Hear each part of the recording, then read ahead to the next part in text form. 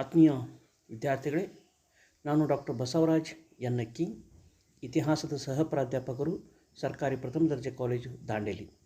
ಇಂದು ನಾನು ನಿಮಗೆ ಕರ್ನಾಟಕ ವಿಶ್ವವಿದ್ಯಾಲಯದ BA ದ್ವಿತೀಯ ಸೆಮಿಸ್ಟರ್ನ ಇತಿಹಾಸ ಮತ್ತು ಪ್ರಾಚ್ಯಶಾಸ್ತ್ರದ ವಿಷಯದ ಕುರಿತು ಹೇಳಲಿಕ್ಕೆ ಇಷ್ಟಪಡ್ತಾ ಇದ್ದೇನೆ. ಅದರಲ್ಲಿನ 7ನೇ ಅಧ್ಯಾಯ ವಿಷಯ the growth of science and technology under the Guptas. ಗುಪ್ತರ ಕಾಲದಲ್ಲಿನ ವಿಜ್ಞಾನ ಮತ್ತು ತಂತ್ರಜ್ಞಾನದ ವಿಷಯಗಳ ಕುರಿತು ಬೆಳವಣಿಗೆ. Now let us see about the growth of mathematics.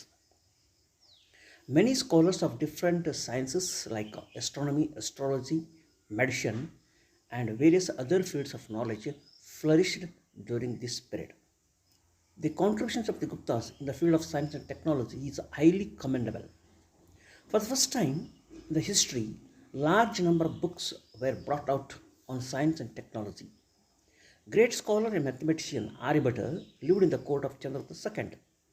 He wrote a famous book on mathematics called Aryabhatiya. He led to the origin of geometry and trigonometry and the calculation of pi. He also laid the foundation of algebra. The famous and scholarly work is Surya Siddhanta. Aryabhatta was the first astronomer of the world who discovered that Earth rotates around its axis. ನಾವು ಮೊದಲಿಗೆ ಗಣಿತಶಾಸ್ತ್ರದಲ್ಲಿನ ಅವರ ಕೊಡುಗೆಯನ್ನು ನೋಡೋದಾದರೆ, ಗುಪ್ತರ ಕಾಲದಲ್ಲಿ ವಿಜ್ಞಾನ ಮತ್ತು ತಂತ್ರಜ್ಞಾನದ ಕುರಿತು ಅನೇಕ ವಿದ್ವತ್ಪೂರ್ಣ ಗ್ರಂಥಗಳು ರಚನೆಯಾದವು. ಖಗೋಳಶಾಸ್ತ್ರ, ಜ್ಯೋತಿಷಾಸ್ತ್ರ, ವೈದ್ಯಕೀಯ ಶಾಸ್ತ್ರದ ಕುರಿತು ಅತ್ಯುತ್ತಮ ಗ್ರಂಥಗಳು ಬೆಳಕಿಗೆ ಬಂದವು. ಹೀಗಾಗಿ ಭಾರತದ ಇತಿಹಾಸದಲ್ಲಿ ಪ್ರಪ್ರಥಮ ಬಾರಿಗೆ ವಿಜ್ಞಾನ ಮತ್ತು ತಂತ್ರಜ್ಞಾನದ ಕುರಿತು ಅನೇಕ ಪುಸ್ತಕಗಳು ರಚನೆಯಾದವು.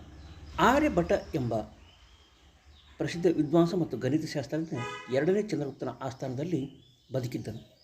ಆತನು ಆರ್ಯಭಟಿಯ ಎಂಬ ಪ್ರಸಿದ್ಧ ಕೃತಿಯನ್ನು ಗಣಿತಶಾಸ್ತ್ರದ ಮೇಲೆ ರಚಿಸಿದನು. ಇದರ ಪರಿಣಾಮವಾಗಿ ಭೂಮಿತಿ ಮತ್ತು ಟ್ರಿಗ್ನೋಮೆಟ್ರಿ ಮತ್ತು ಪಾಯ್ ಗುಣಾಕಾರದ ಕುರಿತು ಒಂದು ಅತ್ಯುತ್ತಮವಾದ ವಿಷಯ ಹೊರಗಡೆ ಬರಲಿಕ್ಕೆ ಕಾರಣ ಆಯಿತು.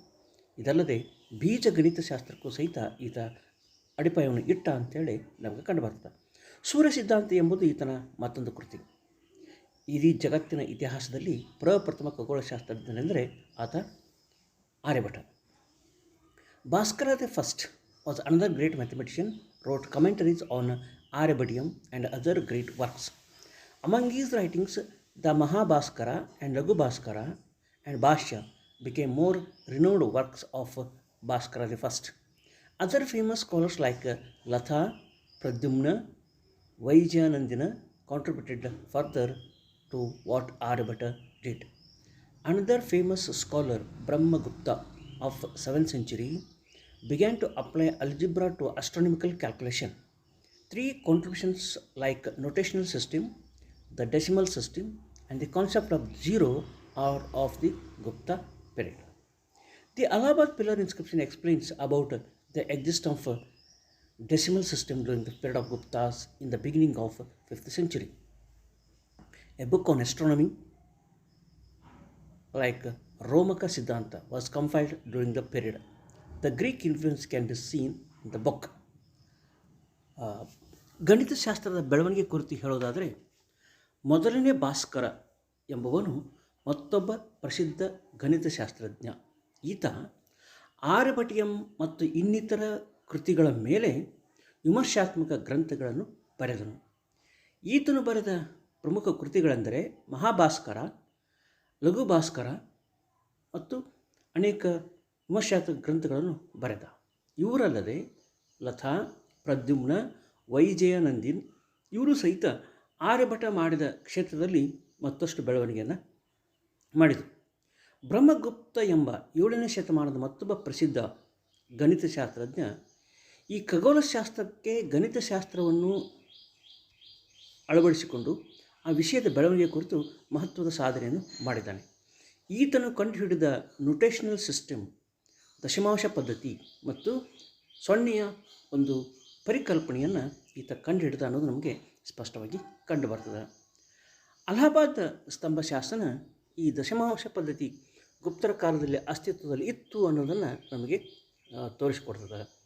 ಖಗೋಳಶಾಸ್ತ್ರದ ಮೇಲೆ ರಚನೆಯಾದಂಥ ಗ್ರಂಥ ರೋಮಕ ಸಿದ್ಧಾಂತ ಗುಪ್ತರ ಕಾಲದಲ್ಲಿ ರಚನೆಯಾಯಿತು. ಹೀಗೆ ಗ್ರೀಕರ ಒಂದು ಪ್ರಭಾವವನ್ನು ಈ ಗುಪ್ತರ ಕಾಲದ ಸಾಹಿತ್ಯ ಕೃತಿಗಳ ಮೇಲೆ ನಾವು ಸ್ಪಷ್ಟವಾಗಿ ಕಾಣುತ್ತೇವೆ. Now let us see about metallurgy. The art of manufacturing various things in the metal was known to the craftsmen of the Gupta period. The craftsmen were expert in manufacturing the inscriptions in iron and statues in bronze. 7 beautiful bronze statues were produced and presently they adorn many museums of the nation. This exhibits the advanced knowledge of metallurgy. The famous iron pillar of Kumaragupta, presently in Qutub complex at Mehroli, Delhi, does not gather rust even today if it is even in open area. This is the only such pillar so far found in India. Craftsmen did not produce such pillar so far even today. This is the great asset to the skill of technology of the metallurgy.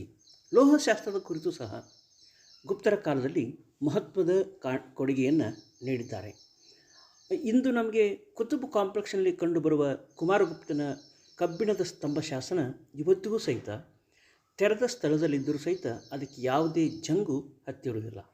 ಹೀಗೆ ಅಂದಿನ ಕುಶಲಕರ್ಮಿಗಳು ಸಹ ಕಬ್ಬಿಣದಿಂದ ಜಂಗು ಹಿಡಿಯದ ಒಂದು ಕಬ್ಬಿಣವನ್ನು ತಯಾರಿಸುವಂಥ ಕಲೆಯನ್ನು ಕರಗತ ಮಾಡಿಕೊಂಡಿದ್ದರು. ಹೀಗಾಗಿ ತಂತ್ರಜ್ಞಾನದ ಕೌಶಲ್ಯ, ಲೋಹಗಳ ತಂತ್ರಜ್ಞಾನದ ಕೌಶಲ್ಯ ಎಷ್ಟು ಪ್ರಗತಿಯನ್ನು ಹೊಂದಿತ್ತು ಅನ್ನೋದು ನಮಗೆ ಸ್ಪಷ್ಟವಾಗಿ ಇದರ ಮೂಲಕ ಕಂಡುಬರ್ತದೆ. Now let us see about the growth of astronomy. In this field also, scholarly works were written by the scholars during the Gupta period. Aryabhatta and Varahamihira were the great astronomers. Aryabhatta discovered a lunar and solar eclipse, calculated the circumferences of the earth. He was the first scholar who revealed that the sun is stationary and the earth revolved around the sun. In the same way, Varahamihira was a great astronomer, mathematician of the Gupta period, wrote books like Brihat Samhita, which consisted in encyclopedic knowledge, and Pancha Siddhantika. His other famous works were Brahma Jataka and Lagu Jataka. Brahma Gupta wrote Brahma Siddhanta, Saptanchasika in verse, and Vishishta Siddhanta. He also laid the foundation of law of gravitation. ಖಗೋಳ ಶಾಸ್ತ್ರದ ಕುರಿತು ಅನೇಕ ವಿದ್ವಾಂಸರು ಸಹಿತ ಮಹತ್ವವಾದ ಕೊಡುಗೆಯನ್ನು ಗುಪ್ತರ ಕಾಲದಲ್ಲಿ ನೀಡಿದರು ಅನ್ನೋದು ನಮಗೆ ಸ್ಪಷ್ಟವಾಗಿ ಕಂಡುಬರ್ತದೆ. ಆರ್ಯಭಟ ಮತ್ತು ವರಾಹಮಿಹಿರ ಇವರು ಅಂದಿನ ಪ್ರಸಿದ್ಧ ಖಗೋಳಶಾಸ್ತ್ರಜ್ಞರಾಗಿದ್ದರು. ಸೂರ್ಯಗ್ರಹಣ ಮತ್ತು ಚಂದ್ರಗ್ರಹಣ ಕಂಡುಹಿಡಿದವನು ಆರ್ಯಭಟ. ಅಷ್ಟೇ ಅಲ್ಲ, ಭೂಮಿಯ ಸುತ್ತಳತೆಯನ್ನು, ಭೂಮಿಯ ಪರಿಧಿಯನ್ನು ಕಂಡುಹಿಡಿದವನು ಆರ್ಯಭಟ. ಸೂರ್ಯ ಸ್ಥಿರವಾಗಿದ್ದಾನೆ, ಆತನ ಸುತ್ತಲೂ ಭೂಮಿ ತಿರುಗುತ್ತದೆ ಅಂತೇಳಿ ಕಂಡುಹಿಡಿದವನು ಆರ್ಯಭಟ. ಅದೇ ರೀತಿಯಾಗಿ ವರಾಹಮಿಹಿರ ಎಂಬ ಮತ್ತೊಬ್ಬ ಗಣಿತಶಾಸ್ತ್ರಜ್ಞ ಪ್ರಸಿದ್ಧ ಖಗೋಳಶಾಸ್ತ್ರಜ್ಞನಾಗಿ ಗುಪ್ತರ ಕಾಲದಲ್ಲಿದ್ದ. ಅವ ಬೃಹತ್ ಸಂಹಿತ ಅಂಥೇಳಿ ಒಂದು ಪುಸ್ತಕವನ್ನು ಬರೆದ. ಇದು ವಿಶ್ವಕೋಶದ ಜ್ಞಾನವನ್ನು ಹೊಂದಿದೆ ಅಂತೇಳಿ ನಮಗೆ ಗೊತ್ತಾಗುತ್ತೆ. ಪಂಚಸಿದ್ಧಾಂತಿಕ ಎಂಬುದು ಈತ ರಚಿಸಿದ ಮತ್ತೊಂದು ಕೃತಿ. ಈ ಕೃತಿಗಳಲ್ಲದೆ ಬ್ರಹ್ಮಜಾತಕ ಮತ್ತು ಲಘು ಜಾತಕ ಈತನ ಪ್ರಮುಖ ಕೃತಿಗಳು. ಬ್ರಹ್ಮಗುಪ್ತ ಅನ್ನುವ ಬ್ರಹ್ಮ ಸಿದ್ಧಾಂತ, ಸಪ್ತಾಂಶಿಕ ಇವುಗಳನ್ನು ಬರೆದ. ವಿಶಿಷ್ಟ ಸಿದ್ಧಾಂತ ಸಹಿತ ಈತನ ರಚಿಸಿದ ಪ್ರಸಿದ್ಧ ಕೃತಿ. ಹೀಗೆ ಈ ಗುರುತ್ವಾಕರ್ಷಣ ಶಕ್ತಿಗೆ ಒಂದು ಪ್ರಸಿದ್ಧ ತಳಹದಿಯನ್ನು ಇಟ್ಟವ ನಾವು ಬ್ರಹ್ಮಗುಪ್ತ ಅಂತೇಳಿ ಹೇಳ್ಬೋದು. ಹೀಗೆ ಗುಪ್ತರ ಕಾಲದಲ್ಲಿ ಖಗೋಳಶಾಸ್ತ್ರಕ್ಕೂ ಸಹಿತ ಒಂದು ಕೊಡುಗೆ ಸಿಕ್ತು ಅಂತೇಳಿ ಕಂಡುಹಿಡ್ಬೋದು. ನಾವು let us see about the growth of medicine during Gupta period. The science of medicine also developed during this period. Navaneetikam is a famous book on medicine. Under treatises like Hastayurveda and Ashwashastra on the disease of animals, which proves that veterinary science was very much advanced. Nagarjuna was a great Buddhist scholar and a student of medicine, chemistry and metallurgy. Probably Dhanvantari was the most famous physician of Ayurveda. Medicine was also flourished during this period. Susruta and Charaka were the great physicians of Gupta period. The Susruta Samhita describes the methods of operating cataracts, stone diseases and various other ailments. Charaka is considered to be the father of Indian medicine. Virirada Vagabhatta, a well-known physician guided by the work of Charaka, wrote Astangridha. ವೈದ್ಯಕೀಯ ಶಾಸ್ತ್ರ ಅಥವಾ ಔಷಧ ಶಾಸ್ತ್ರ ಕುರಿತು ಹೇಳೋದಾದರೆ ಗುಪ್ತರ ಕಾಲದಲ್ಲಿ ವೈದ್ಯಶಾಸ್ತ್ರವು ಸಹಿತ ಭಾಳಷ್ಟು ಬೆಳವಣಿಗೆಯನ್ನು ಹೊಂದಿತು. ನವನೀತಕಂ ಇದು ಔಷಧಿ ಶಾಸ್ತ್ರದ ಮೇಲೆ ಬರೆದ ಪ್ರಸಿದ್ಧ ಕೃತಿ. ಹಸ್ತಾಯುರ್ವೇದ, ಅಶ್ವಶಾಸ್ತ್ರ ಇವು ಸಹಿತ ಅತ್ಯುತ್ತಮ ಗ್ರಂಥಗಳು. ಅಶ್ವಶಾಸ್ತ್ರ ಎಂಬುದು ಪ್ರಾಣಿಗಳಲ್ಲಿ ಬರುವ ರೋಗ ರುಜಿನಗಳ ಬಗ್ಗೆ ಇದು ಮಹತ್ವದ ಮಾಹಿತಿಯನ್ನು ಕೊಡ್ತದೆ. ಹೀಗಾಗಿ ಪಶುಶಾಸ್ತ್ರ, ಪಶು ಔಷಧಿ ಶಾಸ್ತ್ರ ಯಾವ ರೀತಿ ಬೆಳವಣಿಗೆ ಹೊಂದಿ ಅನ್ನೋದು ನಮಗೆ ಈ ಮೂಲಕ ಕಂಡುಬರ್ತದೆ. ಔಷಧಿ ಶಾಸ್ತ್ರವು ಸಹಿತ ಗುಪ್ತರ ಕಾಲದಲ್ಲಿ ಪ್ರಗತಿಯನ್ನು ಹೊಂದಿದ್ದು ಪ್ರಸಿದ್ಧ ಕೃತಿ ಎಂದರೆ ನವನೀತಕಂ. ಹಸ್ತಾಯುರ್ವೇದ ಮತ್ತು ಅಶ್ವಶಾಸ್ತ್ರವು ಸಹಿತ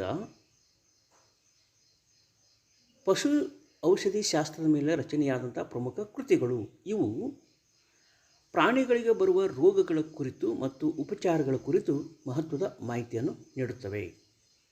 ಬೌದ್ಧ ವಿದ್ವಾಂಸನಾದಂಥ ನಾಗಾರ್ಜುನ ಸಹ ಔಷಧಿ ಶಾಸ್ತ್ರ, ರಸಾಯನಶಾಸ್ತ್ರ ಮತ್ತು ಲೋಹಶಾಸ್ತ್ರದ ಕುರಿತು ಅನೇಕ ಗ್ರಂಥಗಳನ್ನು ಬರೆದ ಈತ ಪ್ರಸಿದ್ಧ ವಿದ್ವಾಂಸನಾಗಿದ್ದ. ಧನ್ವಂತರಿ ಎಂಬವನು ಪ್ರಸಿದ್ಧ ಆಯುರ್ವೇದ ವೈದ್ಯನಾಗಿದ್ದನು. ಹೀಗಾಗಿ ಔಷಧಿ ಶಾಸ್ತ್ರ ಅನ್ನೋದು ಗುಪ್ತರ ಕಾಲದಲ್ಲಿ ಪ್ರಗತಿಯನ್ನು ಹೊಂದಿತ್ತು ಅಂತೇಳಿ ನಮಗೆ ಕಂಡುಬರ್ತದೆ. ಸುಶ್ರುತ ಮತ್ತು ಚರಕ ಇವರು ಆಯುರ್ವೇದದ ಕುರಿತು ಪ್ರಸಿದ್ಧ ಕೊಡುಗೆಯನ್ನು ನೀಡಿದ್ದಾರೆ. ಸುಶ್ರುತ ಸಂಹಿತ ಇದು ಕಣ್ಣಿನ ಶಾಸ್ತ್ರ ಅಥವಾ ಚಿಕಿತ್ಸೆ ಮಾಡುವ ಕುರಿತು, ಕಿಡ್ನಿಗಳಲ್ಲಿ ಆಗುವ ಕಲ್ಲುಗಳ ಕುರಿತು, ಇನ್ನಿತರ ಕಾಯಿಲೆಗಳ ಕುರಿತು ಪ್ರಮುಖ ಮಾಹಿತಿಯನ್ನು ಕೊಡುವಂಥ ಕೃತಿಯಾಗಿದೆ. ಚರಕ ಸಹಿತ ಚರಕ ಸಂಹಿತ ಅಂತ ಒಂದು ಕೃತಿಯನ್ನು ಬರೆದ ಈತನನ್ನು ಭಾರತೀಯ ಔಷಧಿ ಶಾಸ್ತ್ರದ ಜನಕ ಅಂತೇಳಿ ಕರೀತಾರೆ. ವಿರಾದ ವಾಗಭಟ್ಟ ಇವನು ಸಹಿತ ಒಬ್ಬ ಪ್ರಸಿದ್ಧ ಔಷಧಿ ಶಾಸ್ತ್ರಜ್ಞ ಮತ್ತು ವೈದ್ಯನಾಗಿದ್ದ ಅಂತೇಳಿ ನಮಗೆ ಕಂಡುಬರ್ತದೆ. ಹೀಗೆ ಗುಪ್ತರ ಕಾಲದಲ್ಲಿ ಖಗೋಳಶಾಸ್ತ್ರ, ಗಣಿತಶಾಸ್ತ್ರ, ಔಷಧಿ ಶಾಸ್ತ್ರ ಇವು ಬೆಳೆದು ಬಂದ ರೀತಿ ನಮಗೆ ಈ ಮೂಲಕ ಕಂಡುಬರ್ತದೆ. This is about the growth of science and technology during the Gupta period. Thank you.